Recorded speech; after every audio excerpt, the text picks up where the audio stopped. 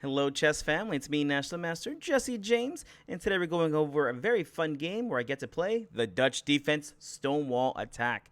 That's right. White's going to go d4 against us, and we're going to go ahead and attack him on the king side. Let's get to it. Here we go. White started off with pawn to d4. Oh, quick tidbit over here. I'm playing against a candidate master right here, which is at a very strong rating of 2281, dear lord. And, well, I was able to find a double exclam in this game, so hopefully you can find it while we review. All right, sorry, let's get back to the game. After d4, I'm going to go ahead and play it. Let's go. Pawn to f5. Already on move 1, I'm going to create that imbalance. Why is it important to create imbalance in chess? Well, if you want to play for a win, you got to create the imbalance. If it's an equal game, well, it's going to be equally. It's going to be a draw. So by playing pawn f5 on my first move, I feel like I'm playing my Sicilian, right? White plays e4, I go c5. I say, hey, someone's going to win this game.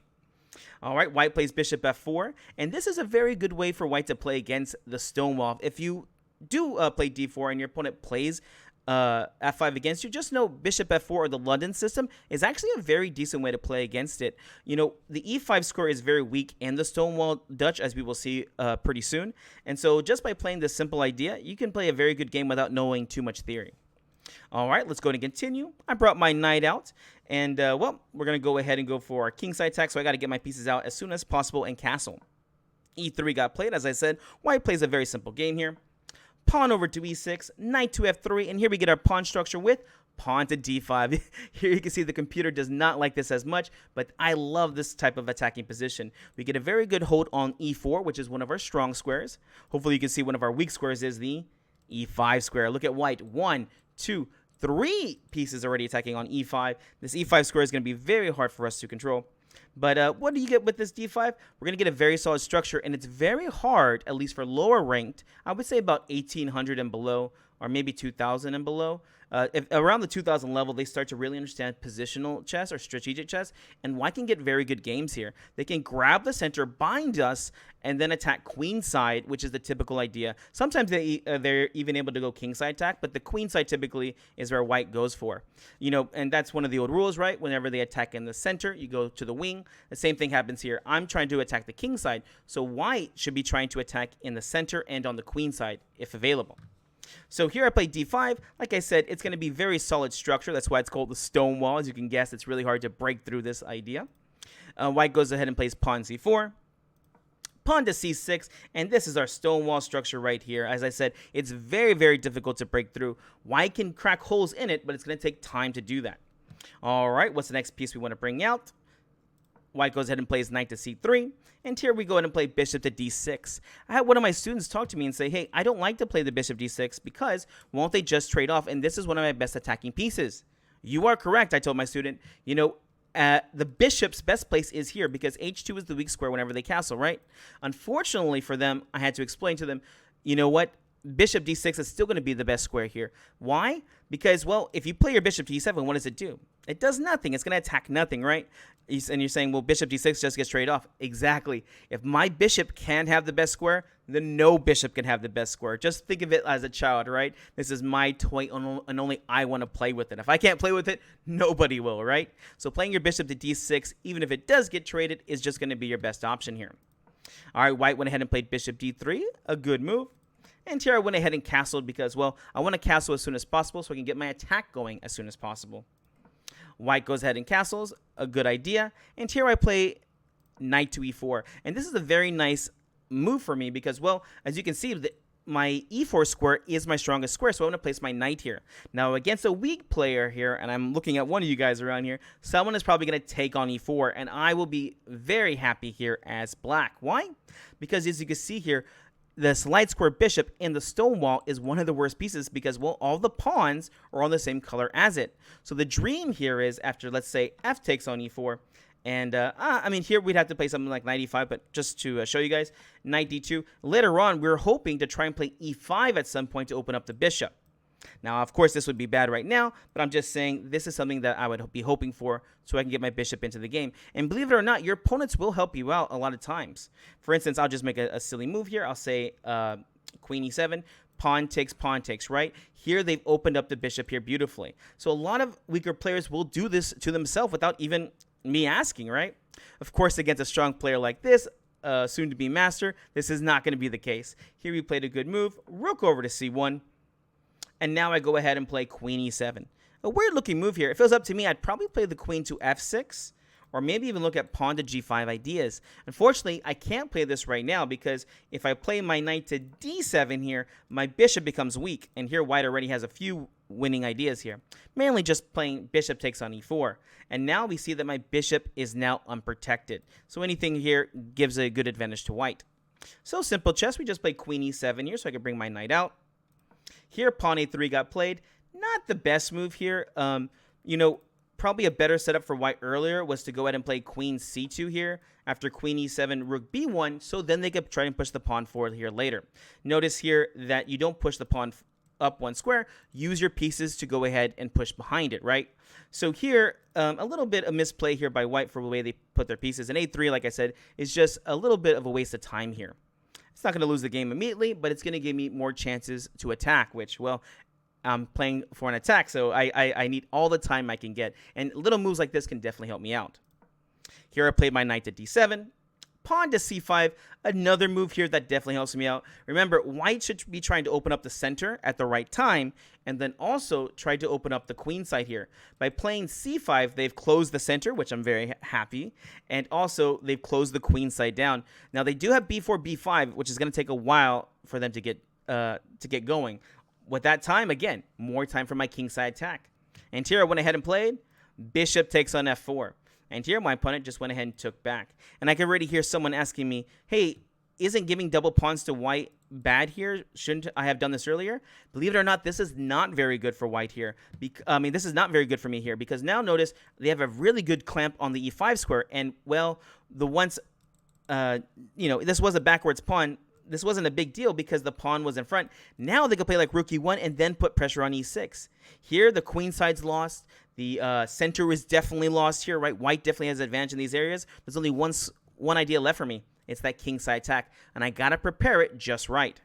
Here I continued with knight takes on c3, not one of my best moves. Here my idea was, after rook takes knight f6, I'll go ahead and play my knight to e4 for a free tempo. Here I missed a very nice move here by white. Knight to e5. Dear Lord. Now this is definitely the best piece on the board, or the octopus. Man, look at his 8 arms just stretching around everywhere. And unless I want to play knight d7 back, which I do not, I don't like moving my pieces backwards, then this knight's just going to be a good piece because no other piece can really attack it unless I sacrifice a queen or a rook. So, well, I just have to deal with this monster knight now. But let's go ahead and try to get my bishop out. And my bishop is its own story over here. Here, I need to try to maneuver it to where it's going to be on a good square, which is d7, e8, h5. It's the only place I can go. So here we go. d7, pawn to f3. A good move here for white. Notice my knight can't even go to e4 here. And I definitely did not want to play it earlier right now. Knight e4, it would take all but 2 seconds for the master to play. Bishop takes on e4. And then either f takes or d takes is just not going to be good enough. Because now it's good knight versus bad bishop, which I'll do a video on later on. And this knight's definitely dominating over this bishop over here. So back to the game. Bishop d7, pawn f3, good move. Again, cutting off this guy over here. Bishop b8. I'm still going to go to h5. It's the best square I can see where it can try to do some good use. Here, rook e1 gets played. Again, a very nice idea. Like I said, the queen side and the center are definitely bad for me here. Rook over to c8.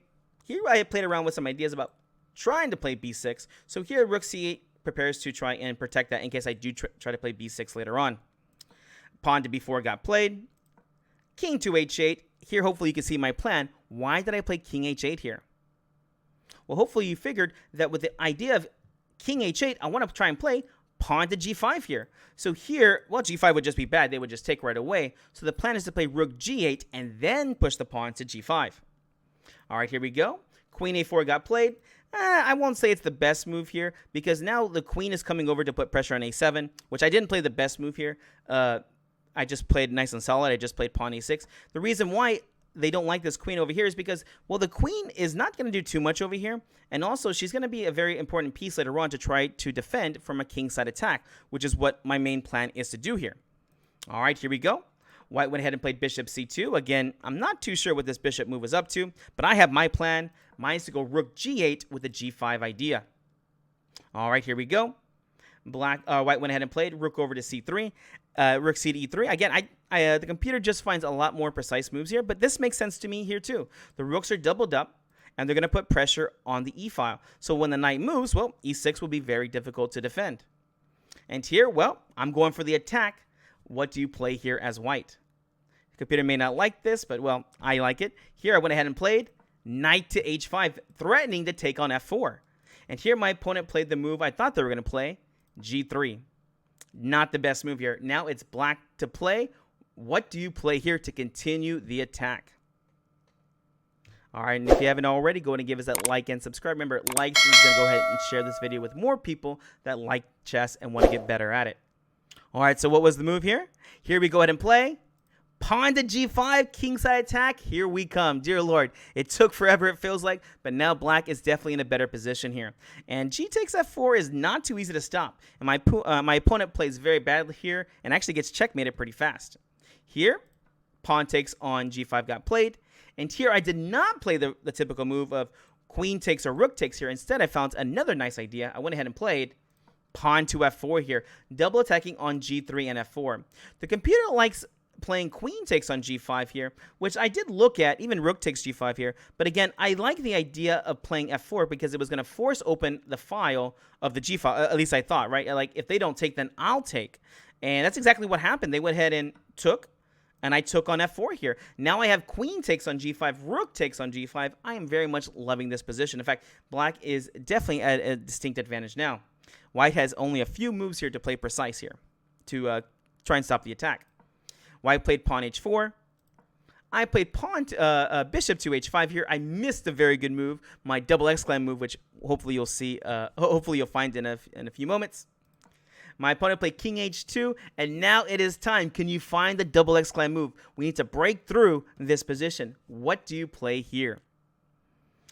All right, guys, hope you push pause and tried to figure it out. If not, enjoy the show. Here we go. Here I get to play it. Rook takes on g5, double exclam here. And believe it or not, there is just no good way to defend against this idea. In the game, they went ahead and just played pawn takes. I mean, what else can they do? If they, I mean, the only other, I mean, yeah, there's really nothing else. If rook to g1 gets played, it's just a forced mate here. Oh gosh, there's a lot of crazy things here. The forced mate apparently starts off with rook takes on e5. Look how dirty this is. Here, queen takes on h4 is going to lead to a quick mate. So white has to play something like rook g4. We're just going to go ahead and skip that and say black is winning, right?